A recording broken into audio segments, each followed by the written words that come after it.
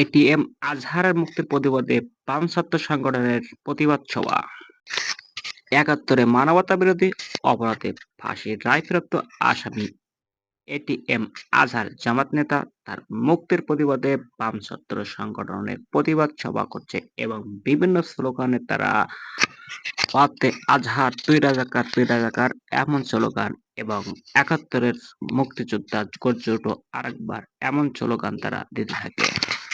বাংলাদেশের স্বাধীনতার ইতিহাস থেকে আজ পর্যন্ত মৃত্যুদণ্ডপ্রাপ্ত আসামি কোনো খালাস পায় নাই, কিন্তু এটা ইতিহাসে প্রথম। এটিএম আজহারের আইনজীবী বলেন যে নিরপরাধ ব্যক্তিকে ১৪ বছর যাবৎ কারাদণ্ড ভোগ করতে হয়েছে।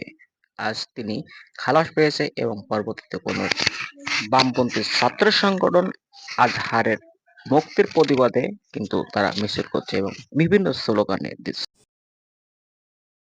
ফাঁসি দেওয়ার জন্য শাহবাগীরা কিন্তু আন্দোলন করছিল। সেই আন্দোলনের দায়ে কিন্তু আজহার সহ জামাত ইসলামের শীর্ষ নেতাদেরকে ফাঁসি দেওয়া হয়েছিল এবং আজহার কিন্তু তার ছেলেরা ছিল। সেই আজহারকে আজ মুক্তি দিয়েছেন।